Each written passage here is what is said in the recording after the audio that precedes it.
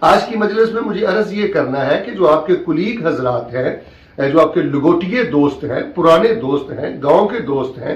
آپ کے اسکول کے آپ کے کلاس فیلوز ہیں، تو آپ ذرا ان کے ساتھ نجی محفل میں سنجیدہ رہا کریں۔ ذو معنی گفتگو کرنا، اشاروں میں باتیں کرنا، لغو باتیں کرنا اور دوسروں کی کردار کشی میں لگے رہنا، دوسروں کا مذاق اڑانا اور بار بار کہہ کے ہی لگاتے رہنا، اس سے دل سخت ہو جاتے ہیں۔ یقین مانے ہم نے ایسے لوگ بھی دیکھے ہیں جو کئی سالوں سے مساجد میں آتے ہیں، دینی پروگراموں میں آتے ہیں، لیکن ان کے دل سخت ہے۔ وہ جوں کہ تو چغل خور ہے، وہ جوں کہ تو فحش گو ہے، وہ جوں کہ تو ضدی ہے۔ اس کی وجہ کہ زبان سے فحش بکنے کے بعد اور اس کی عادت بن جانے کے بعد اب روحانی طور پہ ان کو ایسا کینسر ہو چکا ہے کہ ان کے دل سخت ہو چکے ہیں، ان کی آنکھیں خشک ہو چکی ہیں۔ آپ نے دیکھا ہے کہ کئی لوگ مساجد میں بیٹھ کر بھی فیس بک کا استعمال کرتے ہیں،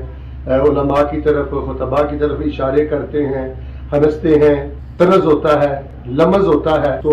یہ ایک بہت بڑی کوتاہی ہے کہ جب ہم اپنی نجی مجلسوں میں، اپنے خاص دوستوں میں، اپنے کلیگ حضرات میں جن سے ہماری بے تکلفی ہوتی ہے، جب ان میں بیٹھ کر ہمارے رویے، ہماری زبانیں آوارہ ہوتی ہیں تو پھر دل کی نرمی ختم ہو جاتی ہے، پھر آنکھیں خشک ہو جاتی ہیں،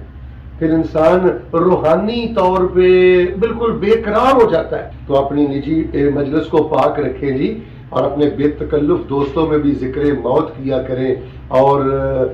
ذکر آخرت کیا کریں اور ذکر خیر کیا کریں۔ اور آپ جانتے ہیں کہ رسول رحمت صلی اللہ علیہ وآلہ وسلم نے فرمایا کہ انسان کبھی مذاق اڑاتے ہوئے، کبر کا بول بولتے ہوئے یا ذو معنی بات کرتے ہوئے یا فحش بات کرتے ہوئے احیاناً کبھی کبھار اپنی زبان سے ایسا بول نکال دیتا ہے کہ اللہ قیامت کے دن تک اس بندے پہ ناراض ہو جاتے ہیں، اللہ تبارک و تعالی اس کو جہنم کی کھائیوں میں گرا دیتے ہیں۔ تو اس وقت ایک سب سے بڑا فتنہ یہ ہے کہ بس وہ جیسے پروگرام آتے ہیں نا فیس بک پہ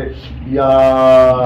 یوٹیوب پہ یا کوئی مذاق کراتے ہیں یا جگت کی باتیں، تو یہی سلسلے ہم اپنی نجی محفلوں میں شروع کر چکے ہیں، کاروں میں، اپنے دوستوں میں، ہم رکابوں میں، ہم سفروں میں اور اپنے کلیگ حضرات میں، بے تکلف دوستوں میں۔ بس ہمارا موضوع ہی اب یہی رہ گیا کہ بات بات پہ کہہ کے لگانا، بات بات پہ دوسرے کا مذاق اڑانا۔ اللہ کا واسطہ دے کے کہتا ہوں، اگر اللہ نے آپ کو علم دیا ہے، آواز دی ہے، شان دی ہے، عہدہ دیا ہے، کسی کی عزت کو ڈسکس نہ کریں، کسی کا مذاق نہ اڑائیں۔ یہ چیزیں آپ کے اعمال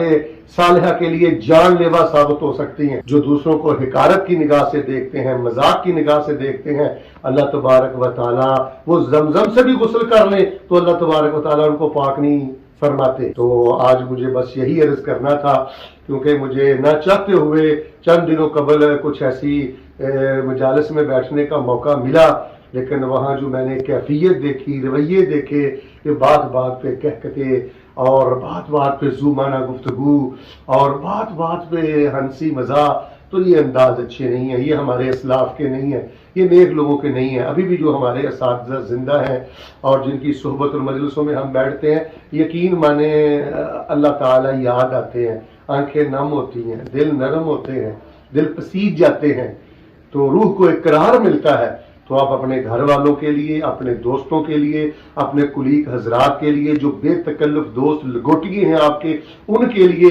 ایک ایمان کی مٹھاس بنے، ان کے لیے ایک دین کی خوشبو بنے۔ آپ کے ہاں بیٹھنے کے بعد ان کو ایک فکر آخرت ملے، ایک نئی زندگی ملے، ان کا رخ دین کی طرف آئے۔ اگر آپ کی وجہ سے ان کی بے تکلفیاں بڑھ گئی ہیں، آوارگیاں بڑھ گئی ہیں اور ان کی زبان آوارہ ہو گئی ہے، تو یہ آپ کی کامیابی پر ایک بہت بڑا سوالیہ نشان ہے، لمحہ فکریہ ہے آپ کے لیے۔ تو آنکھیں نم نہیں رہتی جی، دل نرم نہیں رہتے جی، روح کو قرار نہیں ملتا جی، جب انسان نجی محفلوں میں دوسروں کا مذاق اڑائے، دوسروں کی چگلی کرے، دوسروں کی غیبت کرے، دوسروں کو ڈسکس کرے، ذو معنی گفتگو کرے، لچر بکے، فحش گالیاں بکے۔ اور نام کیا ہے؟ ہم بے تکلف دوست ہیں جی، یہ میرے لگوٹیے دوست ہیں جی، یہ میرے کلیگ ہیں جی، ہم کھل کر بات کرتے ہیں۔ بھائی یہ کھل کر بات نہیں ہے، یہ جہنم کی باتیں ہیں، یہ آوارگی کی باتیں ہیں، یہ روحانی زندگی کو مار دینے والی باتیں ہیں۔ اللہ تعالیٰ کا ذکر کریں، سبحان اللہ و بحمدہ اللہم اغفر لی پڑھیں، سبحان اللہ والحمدللہ ولا الہ الا اللہ واللہ اکبر پڑھیں،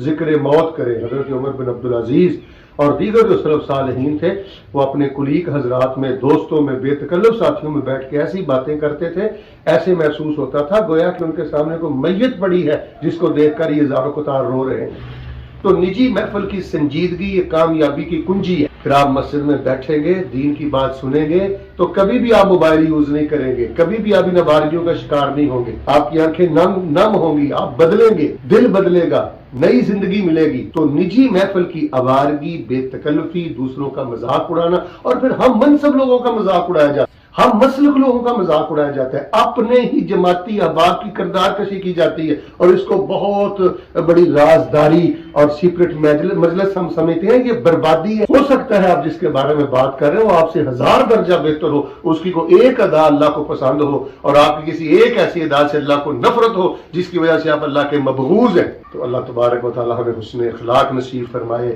اور اپنی نجی محفل کو پاک کر لیں، آپ کی تنہائیوں سے خوشبو آنا شروع ہو جائے گی۔ یہ میرا جملہ پھر سن لیں، نجی محفل کو پاک کریں۔ جب آپ گاڑی میں ہوتے ہیں ڈرائیور کے ساتھ،